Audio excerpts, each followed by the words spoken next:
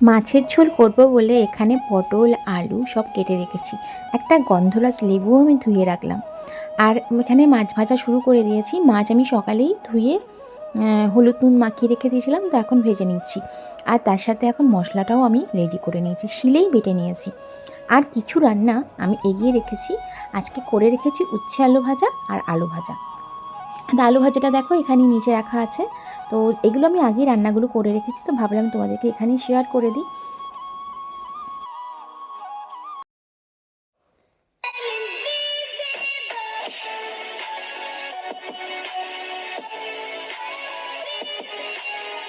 নমস্কার আমার প্রিয় পরিবার, পূর্ণত স্বপ্নর আরেকটি ব্লগে তোমাদেরকে রইল অনেক অনেক স্বাগত। তো আজকে রান্নাবান্না থেকে যেহেতু ব্লগটা শুরু করেছি, তাই ইন্ট্রোটা তোমাদেরকে রান্না কি করছি সেটা দিয়েই বললাম। তো চলো এখন এই যে মাছের ঝোলটা বসিয়ে দিচ্ছি। রান্না তো কতগুলো করে রেখেছি তোমাদের বললাম। আর আজকে জানো তো এই ব্লগটা খুব বেশি হয়তো বড় হচ্ছে না, ছোট্ট করেই একটা ব্লগ তোমাদেরকে শেয়ার করছি। আসলে ব্লগটা আমি যেহেতু দেরি করে শ্যুট করলাম, তাই ভাবলাম বেশি বড় করার দরকার নেই, ছোট্ট করেই আমি ব্লগটা আজকে দিই। মাঝে মাঝে দেখবে ছোট্ট ব্লগগুলো আমাদের খুব ভালো লাগে দেখতে, তাই না?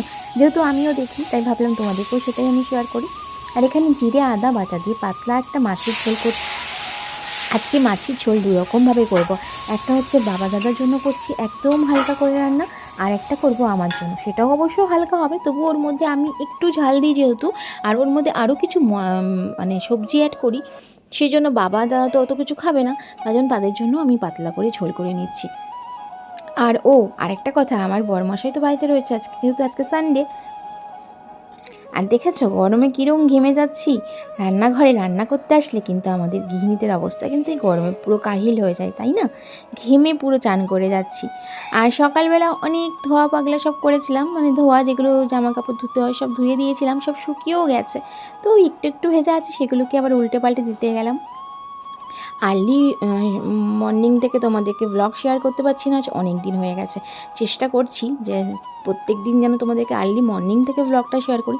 তবুও না, আমি ভাবি কি তোমাদেরকে নানা রকমভাবে ব্লগটা শেয়ার করলে তোমাদের ভালো লাগবে। একঘেয়েমি একই রকম ব্লগ দেখতে কারোরই পছন্দ হয় না, তাই আমি না এক এক সময় এক এক রকমভাবে ব্লগটা শ্যুট করি। বড় মাসের যেহেতু ছুটি, ও তো শুয়ে শুয়ে এখন টিভি দেখছে। যেহেতু বাড়িতে এখন নতুন টিভি আনা হয়েছে, টিভি দেখার ঝোঁকটাও কিন্তু ভীষণ বেড়ে গেছে। যাই হোক, আমার কিন্তু খুব ইচ্ছে করছে দেখতে, কিন্তু আমার তো সুযোগ নেই, কারণ রান্নাবান্না করতে হবে। ফাঁকে ফাঁকে জলটা খেয়ে নিয়েছি, আমার তো জানো বা মাঝে মাঝে জলটা খেতেই হয়। আর এই যে দেখো কী সুন্দর শুয়ে শুয়ে টিভি দেখছে। বেচারা তো ও সারা সপ্তাহ তো ঠিক মতন থাকতে পারে না, আজকে রয়েছে তাই একটু শুয়ে বসে টিভিটা দেখছে। এদিকে আমার মাছের ঝোলও দেখো ফুটতে শুরু করে দিয়েছে। খুব লাইট করে এই রান্নাটা আমি করছি। আর জানো তো, আমাদের জ্যাঠা শ্বশুরের গাছ থেকে আম পড়ে গেছিলো, তো কাকা দিয়ে গেছে। আবার ও একটা আম অন্য গাছের পেয়েছিল, তো এই দুটো আমকেই ভাবছি কি এখনই ভিজিয়ে রেখে দিই। আম সব সময় জলে ভিজিয়ে রেখে দেওয়া আগের থেকে উচিত, তারপরেই আম খাওয়া উচিত, কারণ আমের মধ্যে না এক প্রকার কষ থাকে, যেটা কিন্তু আমাদের মুখের মধ্যে গেলে খুব ক্ষতিকারক। সমস্ত কাজকর্মগুলো কমপ্লিট হয়েছে, স্নানটা এখনও বাকি আছে।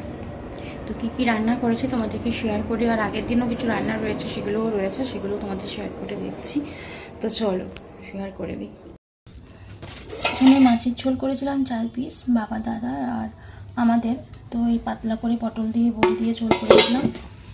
আর কালকের দেখো ডিমের তরকারি ছিল, তো এটাও গরম করেছি। আর আজকে আমি করেছি আবার আমার জন্য আলাদাভাবে একটু ভেন্ডি আলু পটল দিয়ে মাছের ঝোল। কারা কারা একটু ঢেঁড়স মানে এই ভেন্ডি দিয়ে মাছের ঝোল খেতে ভালোবাসো আমাকে অবশ্যই কমেন্ট করে জানিও, আমি খুব ভালোবাসি। আর তোমাদেরকে তো উচ্ছে কুমড়ো ভাজা উচ্ছে আলু ভাজা আর আলু ভাজা শেয়ার করেছি।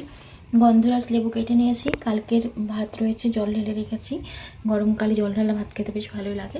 আর এখানে একটা অমলেট করে রেখেছি, গরম আছে, গরম মশার জন্য একটা অমলেট করে রেখেছি।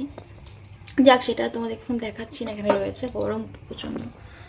তো রান্নাবান্না সব এখন রান্নাঘরটা একটু পরিষ্কার করে নেবো, আর কি মুছবো, মুছে আমি স্নানে চলে যাব। প্রচণ্ড পরিমাণে ঘাম হচ্ছে, সত্যি কথা গরমের মধ্যে একদমই ভালো লাগছে না, কিন্তু তোমাদেরকে ব্লগ তো দিতেই পারি না, সেজন্য চেষ্টা করছি যে ছোট ছোট করে হলেও একটু ব্লগটা শেয়ার করি। তো চলো, আর তোমাদের আরেকটা খুশির খবর বলে দিই, তো আমার এখন আর ব্লগ শেয়ার করতে সমস্যা হবে না, কারণ আমার ঘরে ওয়াইফাই লেগে গেছে। ওয়াইফাই লাইনটা নেওয়া হয়ে গেছে, যার জন্য এখন থেকে আর ভিডিও শেয়ার করতে সমস্যা হবে না। তো তোমাদেরকে তো আগের ব্লগে টিভিটাও শেয়ার করেছি, যে টিভি কেনা হয়েছে একটা। আর আমার অবস্থা খুবই কাহিল। চলো স্নানটা করেছি সকাল থেকে, দেখো কানের ঠানের কিচ্ছু পরিনি আমি। মানে গরমের মধ্যে না কিচ্ছু যেন মানে এসব পরে থাকতে ইচ্ছে করছে না। যাই হোক ভুলেও গেছি আজকে কাজকর্মের তাড়নায়। তো চলো স্নান টান করে আসি, তারপর আবার তোমাদের সামনে আসছি। শুভ সন্ধ্যা। এখন দেখো সন্ধ্যাবেলা রেডি হয়ে দুজনে বেরিয়ে পড়েছি। তো এই যে এখানে এসে একটু দাঁড়িয়েছি, দারুণ হাওয়া দিচ্ছিল। তো তার ফাঁকে দেখো পূর্ণিমা তো পেরিয়ে গেছে, চাঁদটা উঠেছে, দেখো কত সুন্দর লাগছে। আমার না এগুলো ভীষণ আমাকে মানে আকর্ষিত করে, আমি ভীষণ ভালোবাসি। বললাম তোমাদেরকে তো আগেই বলেছি, প্রকৃতি এবং এইসব চাঁদ তারা সূর্য আমার কাছে ভীষণই প্রিয়। তো আজকের ব্লগটা এতটুকুনি, ভালো লাগলে অবশ্যই লাইক দিও, কমেন্ট করো এবং শেয়ার করো। টাটা, আবার চলে আসবো অন্যদিন অন্য ব্লগ।